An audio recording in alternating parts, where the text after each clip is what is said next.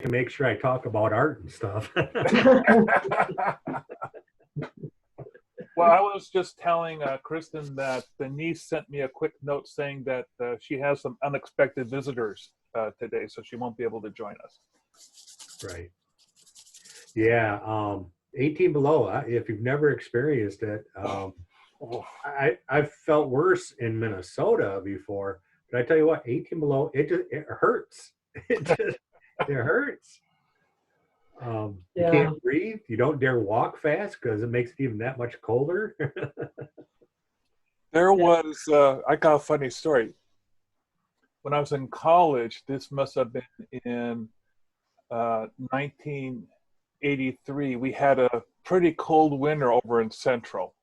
It started snowing on October 1st, and there was still snow on the ground at the end of March. It was just one long cold winter.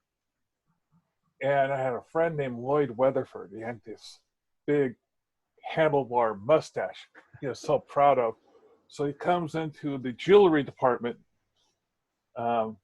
jewelry class, and he's unbundling, he's taking off his scarf, and he's going around his head with this, and he catches one of his mustaches, and it snaps off. And he goes, "Ah!" And he holds up, "What am I going to do now?" And I went up and I reached it up and, I snapped off the other one. I said, "There, now you match."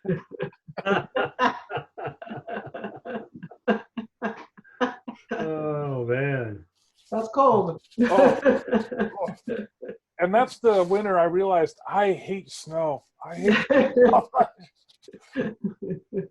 We're rather lucky. Last weekend, on Friday, we got 9 inches overnight. And by Sunday, it was melted and gone. That's how snow should be. Yeah, I've probably got 18 inches on the ground right now. Oh. Yeah. But I've grown to like it less and less each year. It used to be, well, and still sometimes I can go out in a t-shirt and shorts, spend some time out there, run out, brush off the car, quick, shovel part of the driveway or something. Not a big deal, but it's getting harder as I get older though, because it's just too cold. So it's interesting. When I was in Alaska last year visiting my son up there, and it was February, the end of February is when I was up there, and it was cold. I mean, it was no doubt cold, but inside the house, I've never been so toasty. I was a lot toastier in their house than I was in mine.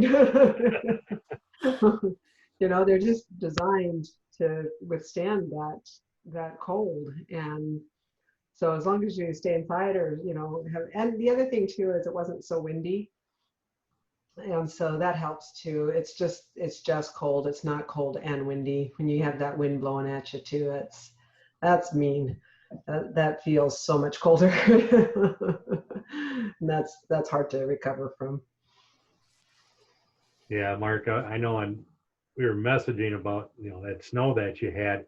I vividly remember I had a rented Ford Mustang from like Thrifty Rental out of SeaTac, and I made plans to stay in Seattle for a couple extra weeks. But I thought, hey, I'll quick drive down to Portland, Oregon, down to Lake Oswego, and spend the weekend with my aunt and uncle down there. So it got to be Friday afternoon, and I'm packing up stuff to bring back to the condo that we had downtown Seattle. I'm going to take off, go to Portland. Well, it started snowing pretty good, and no big deal to me. I mean, shoot, I'm from Michigan, come on, and I'm 21. I'm going to drive really dumb anyways, but I'm Michigan dumb. So I get on the I-5, and I must have been around Tacoma, and people were just shooting off the highway left and right, spinning out, and I'm motoring along at 60 miles an hour, no big deal. I'm like, what are these people doing? But, they aren't used to driving in it either. So, but yeah, I made Portland good time, but I saw so many people wreck off the side. It was ridiculous. And on last Friday, when I was telling you about when we had the 9 inches, the amount of the newspaper reported that the amount of auto accidents from the same day the previous year went up over 300%. Oh, oh, And they were saying it's because everybody has all these SUVs, and they think that just because you have 4-wheel drives, it means that you can stop. So It's worse than 4-wheel drive. You get going good, but you definitely can't stop any better. I can tell you that from experience. You cannot stop. So besides people, freezing in their houses and water pipes breaking, what was the infrastructure like there? I would imagine that no one was going out, but yeah. Did you hear about the 133 car pileup in Fort Worth on Thursday, yeah. a week ago Thursday? I mean, that wasn't even that cold. It wasn't. We hadn't gotten any snow yet. We hadn't gotten any, ice storms. We hadn't. I mean, it wasn't much. And I think that was part of the problem is people were, they'd leave their house and their roads were fine. There was no ice, but then they get on those overpasses and those, elevated roadways, and it was just a sheet of black ice. And then they couldn't stop because they had been going. Hey, Art. Couldn't get going, couldn't stop. And anyway, 133 vehicles, piled up in Fort Worth that day. And that was, like I said, that wasn't even when we were out shopping and getting ready for the storm on Friday and Saturday without much effort.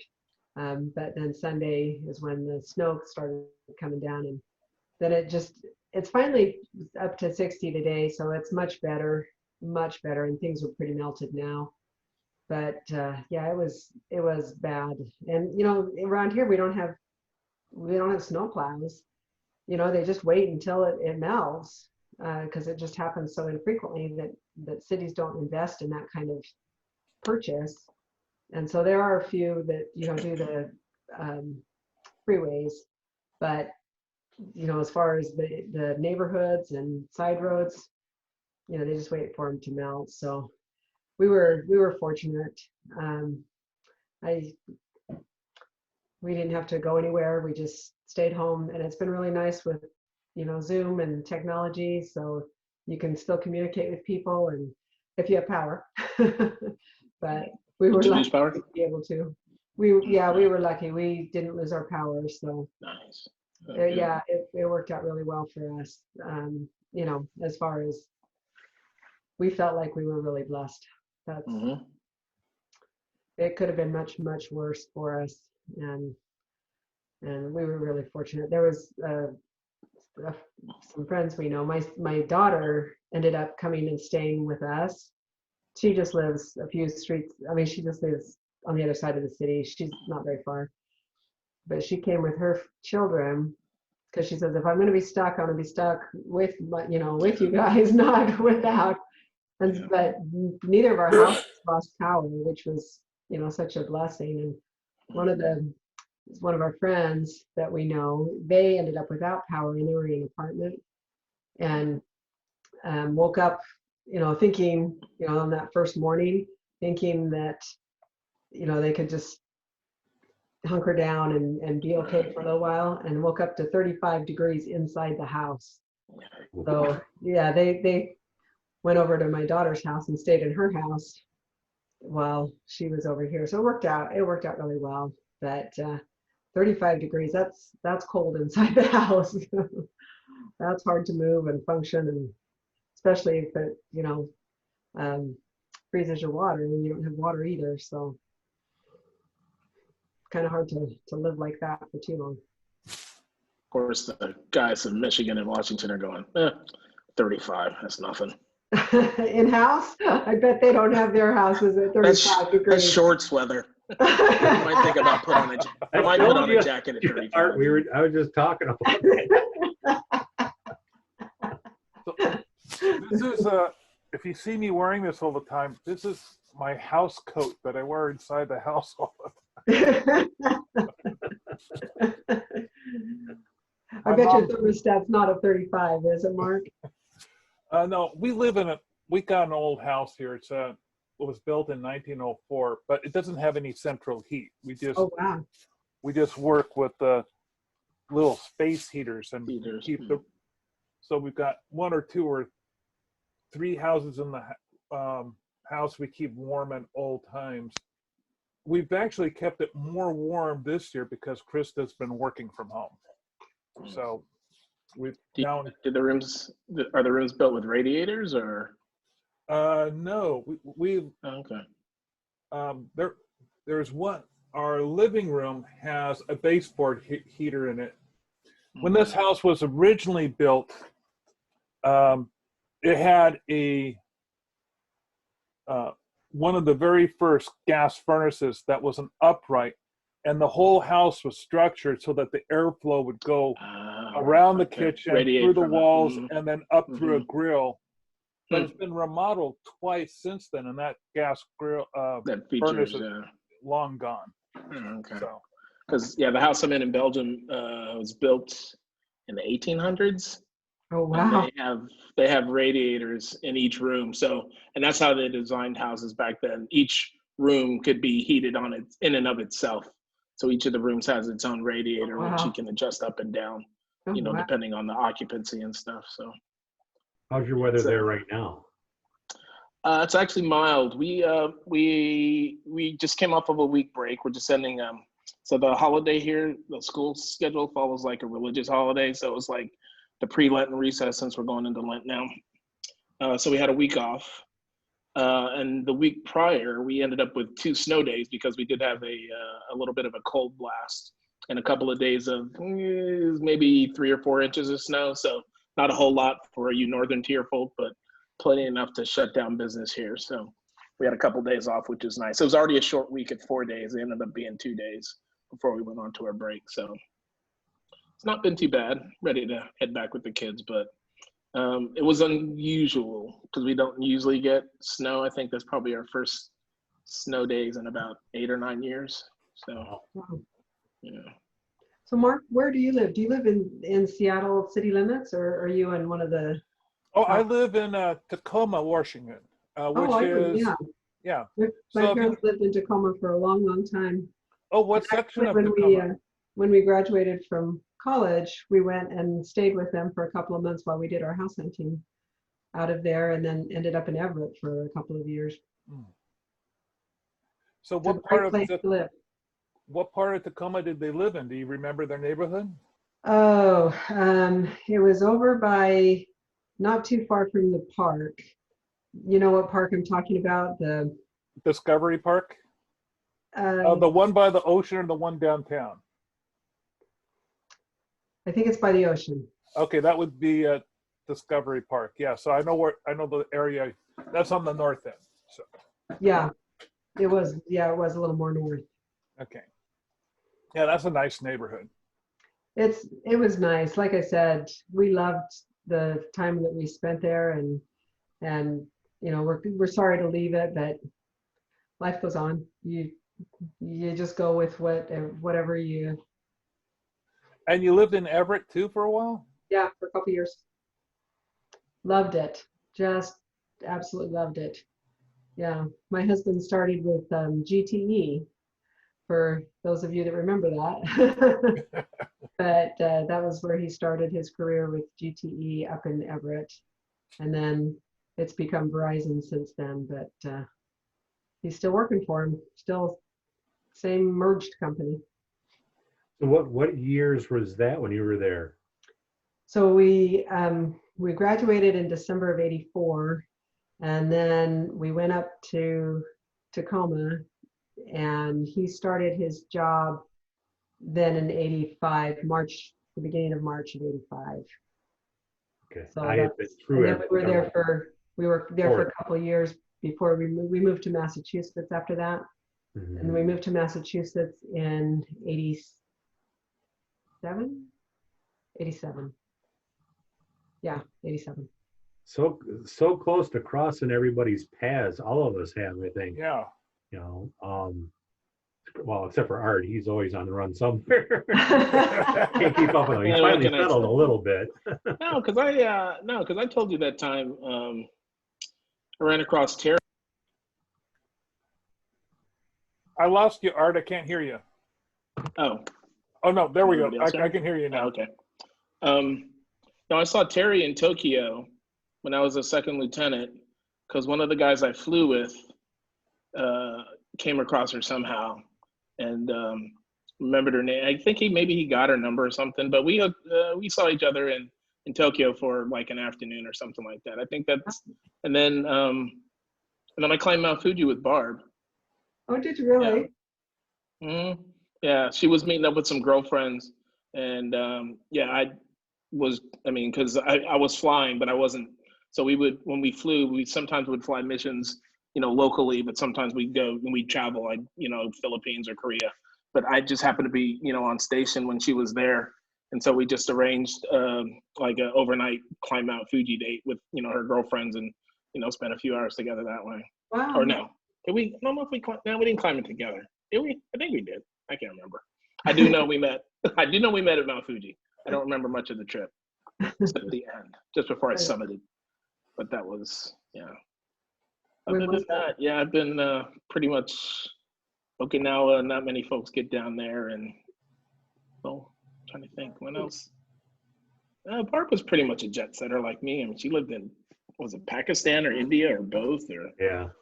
And she got around Hong Kong, China, wow, something like that. But yeah, has anybody gotten the vaccine? Vaccinated? I'm registered. That's it. Okay. no. Our base. So SHAPE is an interesting kind of animal because it's multinational, and like the previous administration said, mostly funded by the U.S. And so we're getting vaccine through U.S. distribution chains, and the hospital commander, clinic commander really, is an American. So she's been distributing the vaccine, but she is hamstrung by U.S. rules to only vaccinate Americans, and so they took care of the first responders. They had a prioritized list, and teachers made the top level cut, and so they were finally ready to have teachers come through, and we were in a Zoom like this, a bunch of the teachers and the commander just answering questions, laying out, hey, this is how it's going to work out. And unfortunately, yeah, I can only vaccinate, American, personnel, people with a U.S. passport, which frustrated her to no end because that clinic is really international. I mean, Turks, Italians, Canadians, Germans, Italian. I mean, it's just every nation that's part of SHAPE usually has some kind of representative working in that clinic, and she could not vaccinate them. Otherwise, she would be, court-martial or whatever. So she was really frustrated by that, which makes it kind of weird because I don't think the other nations are moving as fast as we are with vaccinating their people. But then last week or a couple of weeks ago, the Belgian government said that our base would be included as part of their national effort to vaccinate people. So, which is a huge relief because that means everybody on SHAPE is now basically can get in line to get the vaccine, which is awesome because I felt, grateful that I was able to get the vaccine. So I had the first shot of the Moderna vaccine on the 12th of February. So I'll wait another month to get the second one. But that was great news that, the government said, yeah, we're going to include, everybody who's on SHAPE who carries a certain type of ID. It's called an AMIS, and you get it if you're 18 or older as a dependent, or if you're, actually working on SHAPE in some capacity. So all those folks can, starting this week, I think, get themselves signed up to get a vaccine, which is, good news and good for the overall, attitude of folks, working on the base. So, but yeah, it's I'm just scared of the second shot because I've heard mostly horror stories about having, more severe reactions than the first one. Because my first one, my sinuses kind of dried up, a little bit of injection site pain, and then a tiny bit of a cough. But it was a productive cough, so I wasn't really worried. But it's a little bit of a relief. So. My mom got her first shot this last week. And my dad and she are on separate medical plans. Of course, he's scheduled for a different time. Mm. Meanwhile, I have a friend named Donna Barr, and she lives out in a town called Clallam, which is way on the outside of the peninsula, like tiny little fisherman logging industry that both have since gone defunct. And the entire town got vaccinated already.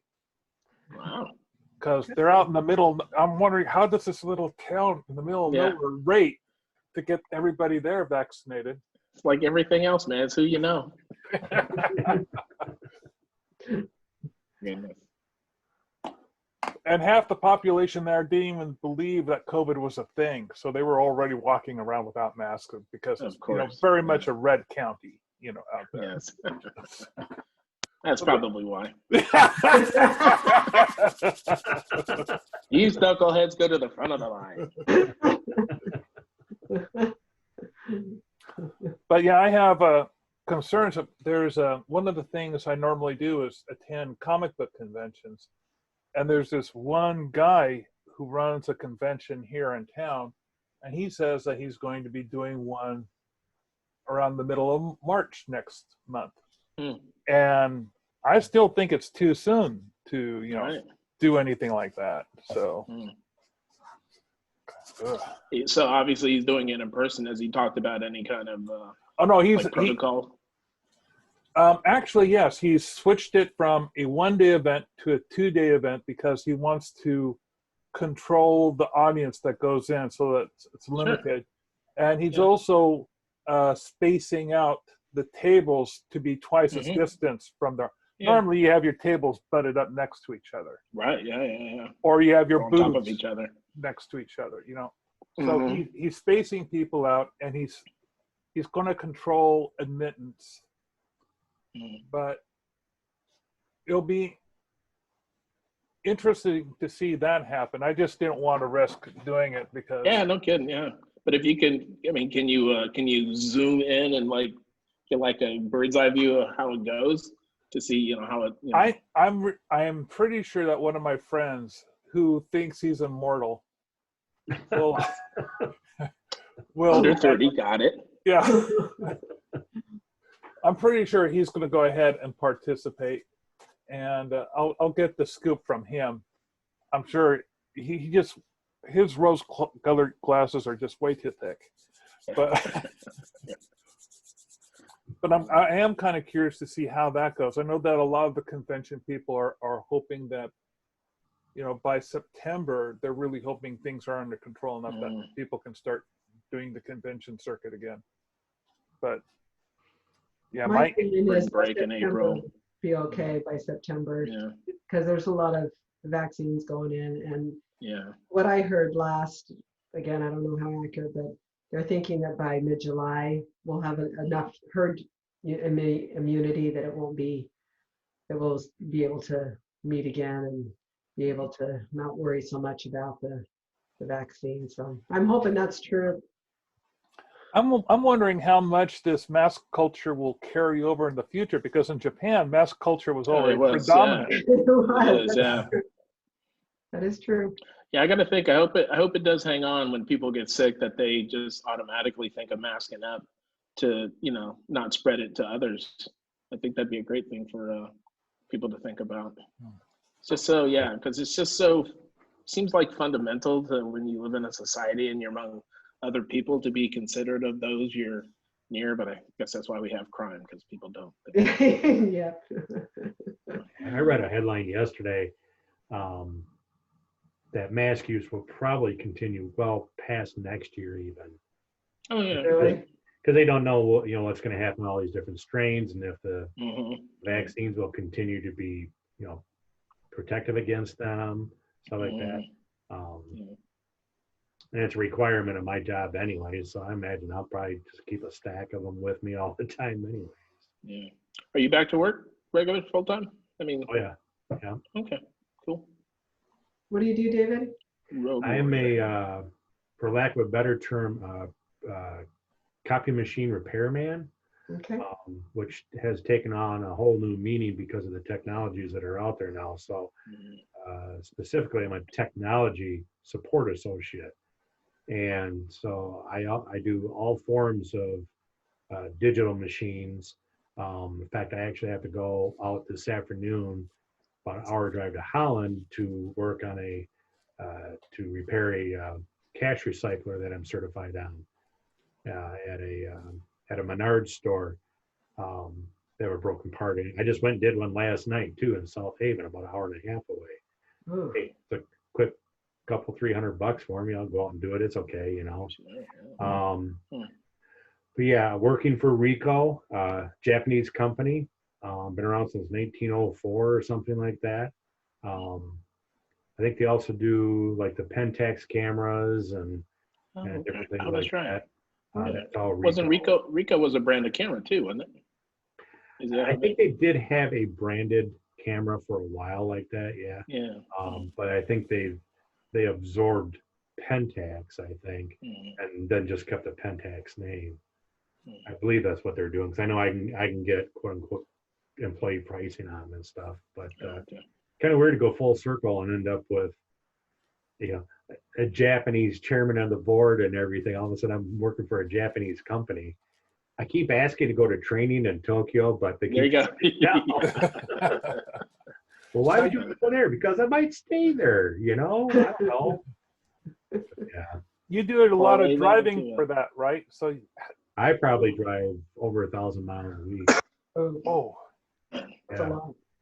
so Company car? It's my car, but I'm on it's a Runsheimer plan, you know, government-based accounting and all that. So I get a car allowance, which includes, you know, they figure in payment, insurance, gas or not, oil, general maintenance, stuff like that. And then I turn in mileage reports every week. So how many times have you driven around the world? Oh, well, let's see. In a year and a half, I've put 90,000 on my car. Oh, my goodness. Oh my goodness. Yeah. Holy Yeah, shit. I'll probably turn 130,000 this week. Yeah. That's crazy. Oh my goodness. So how long do you hold on to a car? Right how now, old is this car? Probably, you know, I'd like to put probably 250, 300,000 on this before I look at another one. Crazy enough that they keep telling me, everybody keeps telling me that car is it's gonna, you know, go the distance for you. It's got a 1.5 liter 4-cylinder turbo in it. I can't believe the size of the motor. I could pick the motor up, I think. But the thing goes, and I get about 36 miles a gallon average. So can't What complain. is it? What are you driving? Pardon? What are you driving? It's a Chevy Malibu, 2018 Malibu. Like, it's not the most comfortable car, but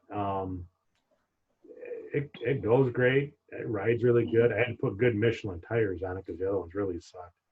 I mean, I was talk about icy roads. I could drift roads mean with that car. The only good thing was is I had a lot of practice before. Yeah. It surprised me the first time it started to take off on me, you know. And I changed my own oil in it. I mean, it's full synthetic. Man, nobody can afford that, going to an instant oil change, especially when I have to change my oil about every 3 to 5 weeks. Come on, man. Yeah. It's ridiculous. You know, $100 for an oil change. I can do it myself for $30. Yeah. Yeah, they hose you at the instant places for something like that. So how often do you replace the tires then?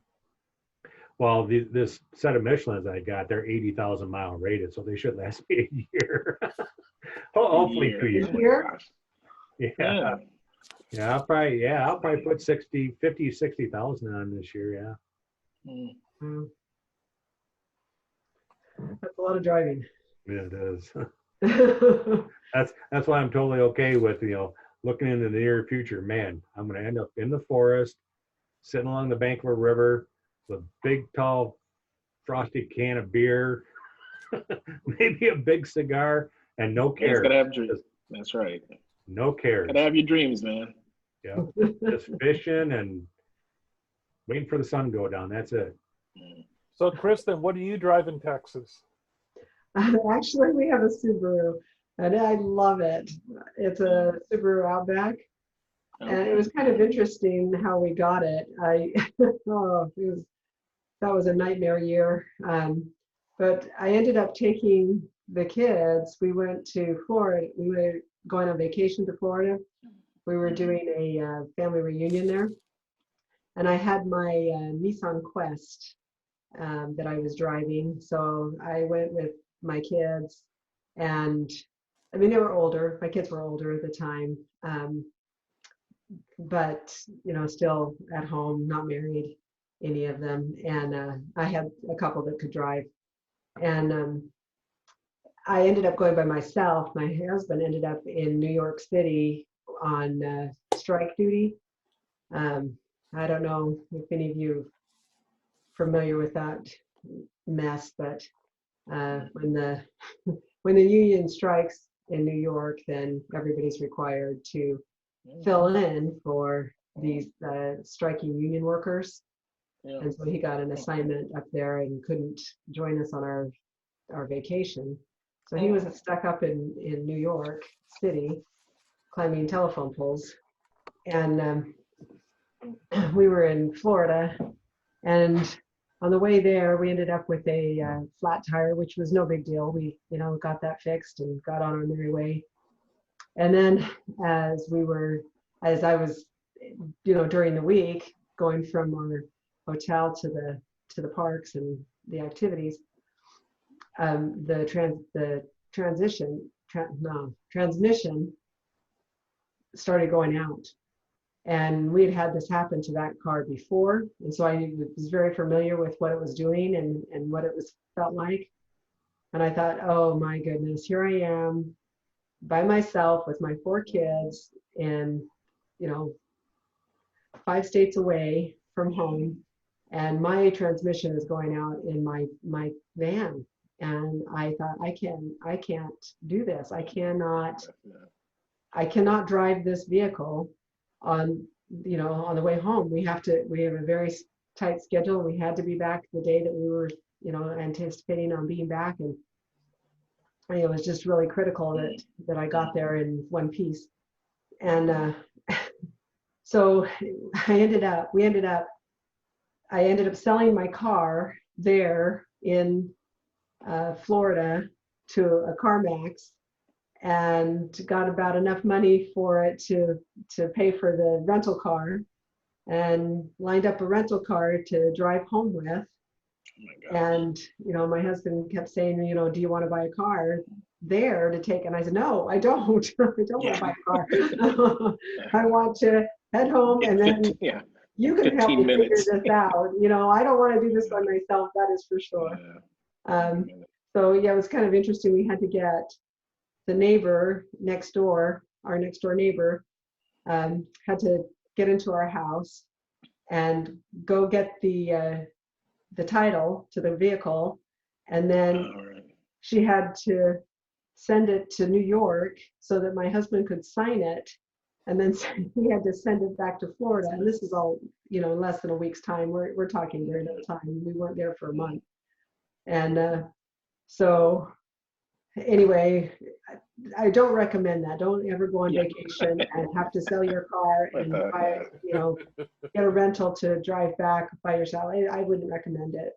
But anyway, we ended up with the Subaru after that, and when we did buy a car, it was a little bit small for what we wanted at the time, because we did still have kids at home and taking kids back and forth to college and those kinds of things, and so it's a little bit small for that.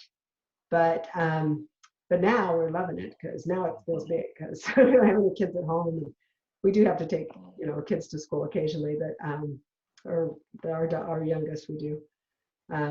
But it's been a great car. We just have loved it. It has been a really, really awesome car. And then this past week with the snow and ice, my son-in-law was like, can we use the Subaru to get to our house? Yes, of course, take the Subaru. And he didn't have any problems at all. He was just felt a lot more comfortable, and he's still being careful, but it was just a lot safer for me. There's a peace of mind. Yeah, there's a peace of mind that comes with knowing that you're in Yeah, good we deal. don't need it very often, that's for sure. We don't need the all-wheel drive very often, but it's really nice to have when you do need it. It's really nice. We ended up buying a couple more Subarus, not Outbacks, but a couple more for our two youngest kids because they were in Utah with school, and it is snowy and icy and a little bit crazy. So we just felt a little more safe with them in a Subaru.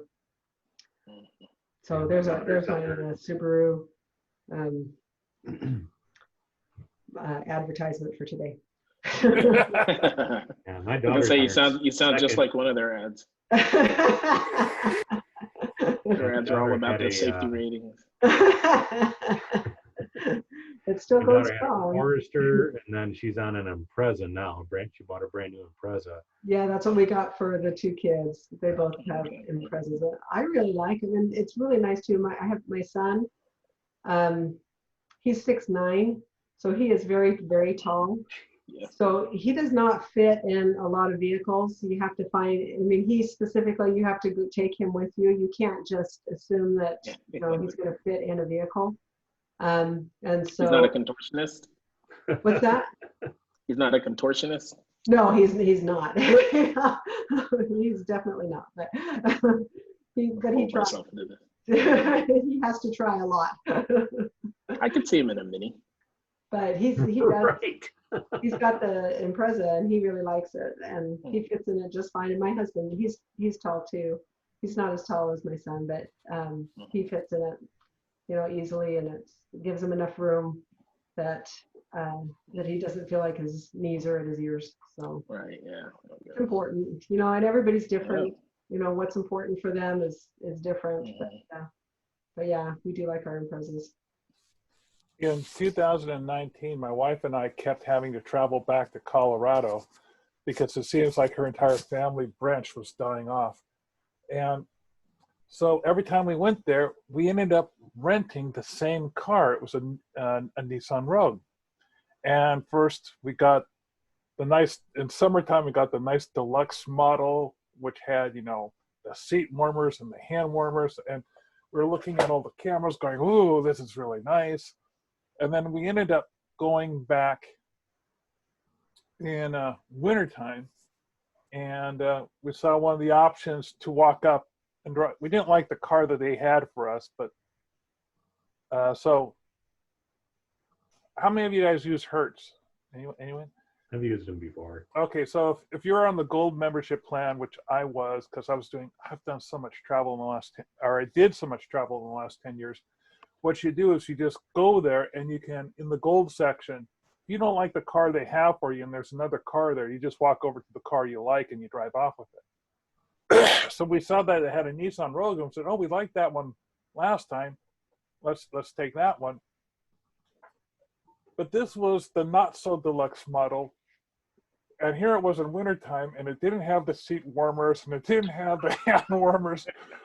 But we still liked it enough so that now that we're thinking about our next car being a Nissan Rogue, and we probably would have bought one by now, but then the economy took such a dive, and we didn't want the current car is paid for.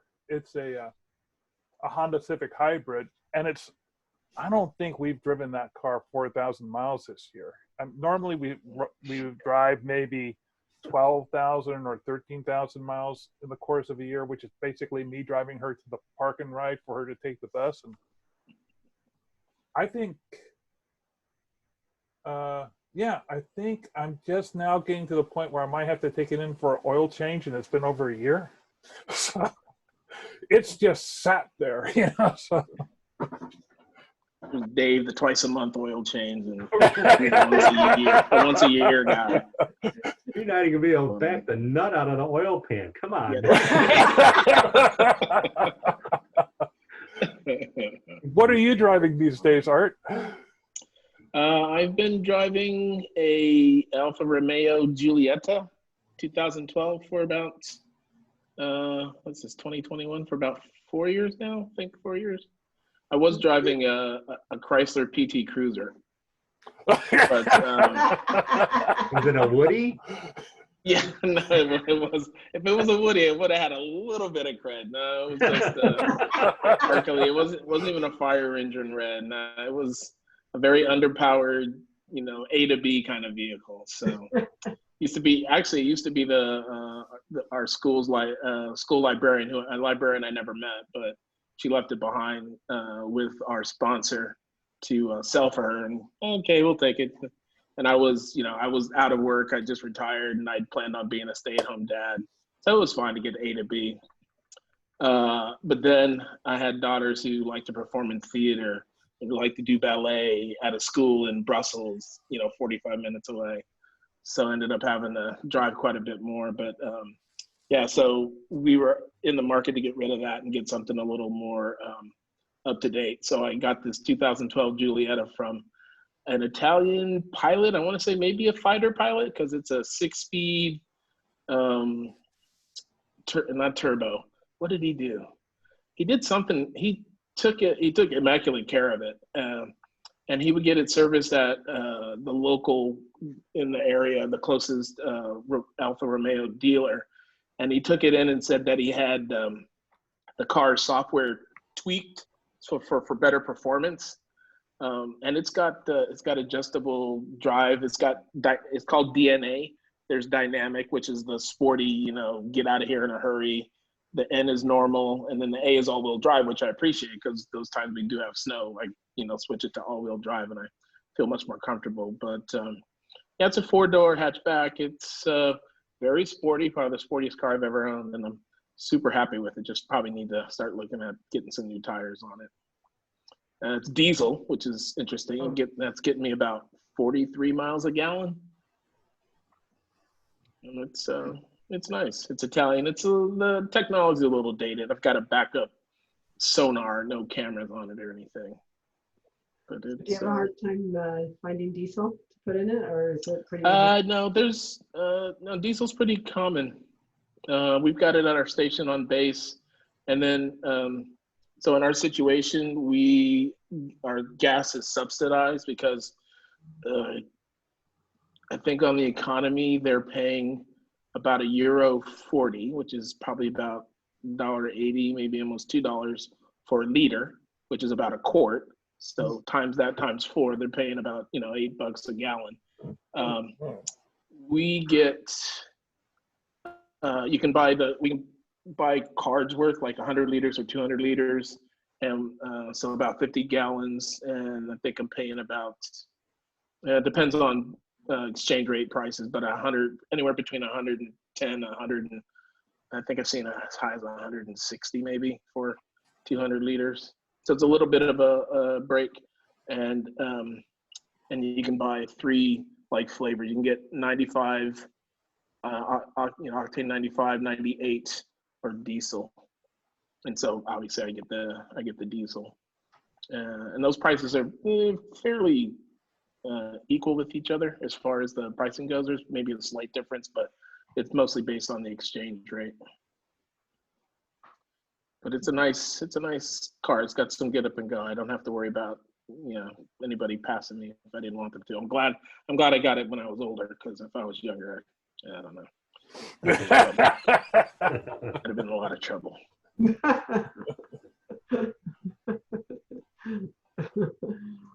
So do your daughters get to drive it?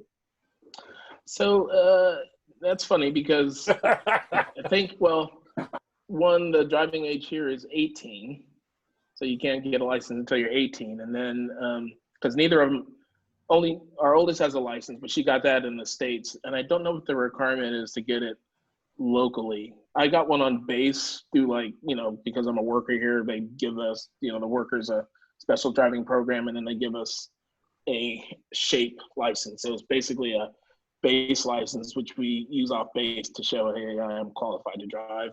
But I carry a current Texas driver's license. And for a little bit, I had an international driver's license through the AA, but that's expired. Didn't really do too much good, although at the time when we got it, I think we thought we would use it, but pandemic times. So what was I talking about? Oh, gas prices, licensing.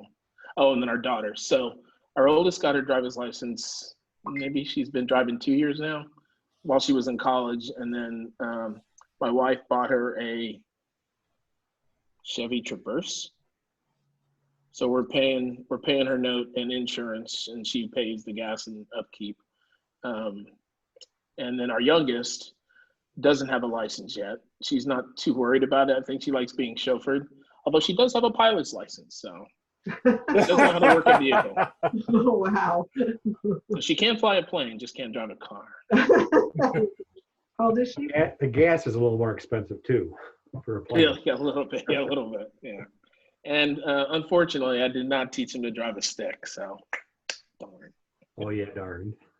Just a plane, huh?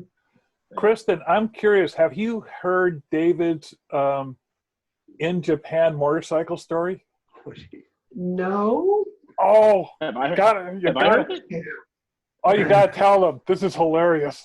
Did it happen when we were exchange students? It didn't happen when we were exchange students. Did it? Well, yes, it did.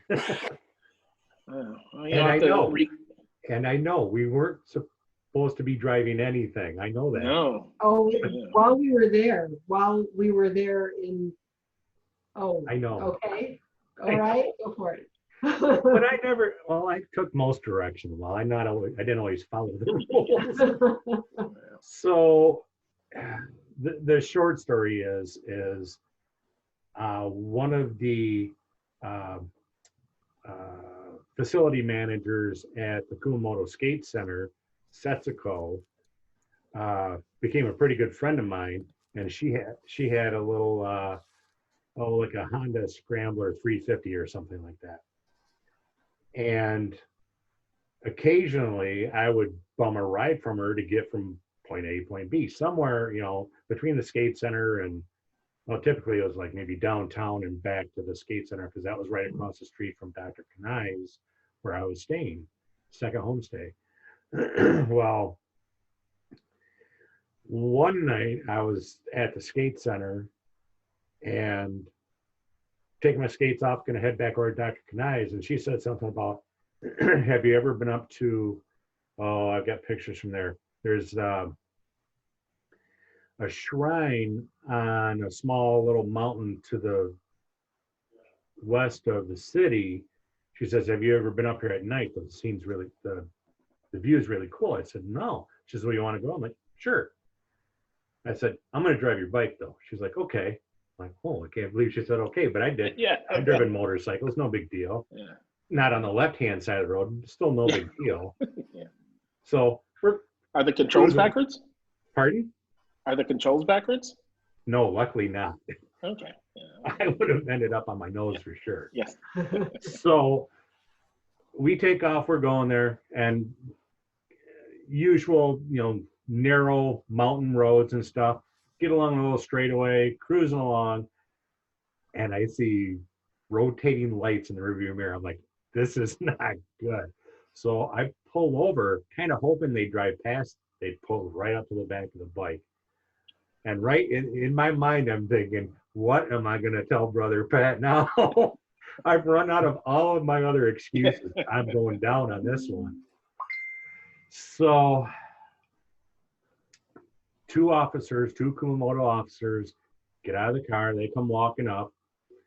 And, we pull our helmets off and everything. Of course, Setsuko, she's freaking out. She's for sure thought, I'm deported, I'm gone. Yeah. So they asked for my license. I give them my Michigan driver's license because I had gotten it just before I went to Japan. And they're looking at it and they turn their backs on us. And I can hear them talking a little bit. And Setsuko's like, what did you just give them? I said, my license. She says, does that allow you to drive here? I said, no. So they come back and they're like, what is this? I said, that is my international driver's license. I got it in Michigan. What makes it international? I said, Yeah, there you go. here in the top right, there's an O. See the O? And I tell them, oh. They're like, yeah. I said, that is for operating all vehicles, all countries. Oh gosh. And they believed you? And it Of course. now I'm starting to pee my pants and thinking I'm going in handcuffs. I'm going on a plane back to the States. And so they talk a little bit, and then they come back Oh, my and they goodness. hand me my license and say, okay, continue to be careful. And right then, I Oh mean, my God. I'm sure I almost fainted. Yeah. They get in their Oh, car, Lord. Cisco goes like, they're letting you go. I'm like, shh, just don't say anything. Get your helmet on, get on the bike, let's go.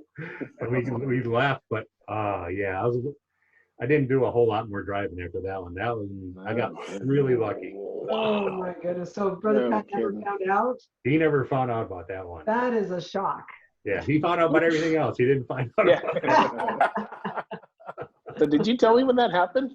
When we went to lessons with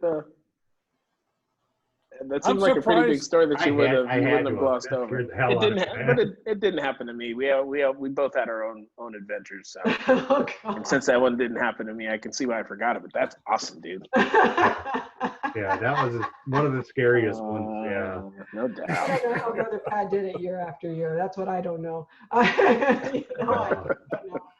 That was good for him. I wondered sometimes. That's crazy. I mean, I spent a lot of time in Brother Pat's office, more than Art. Art was being cool. But One or that the other one I would be skated on. Oh, well, I'm going to The take important off. stuff. My son's calling, so I'm going to take off. But it was really great talking to you guys. Yeah. Say, Should I Kristen, good to see schedule ya. this for the, should I do it again for the third Sunday? Third next Sunday? month? Third Sunday? I think Okay. so, yeah. Works for me. Awesome. I'll put it on the calendar. Nice Awesome. seeing everybody. Bye. Thank you. All right. You Good guys. nights or good days.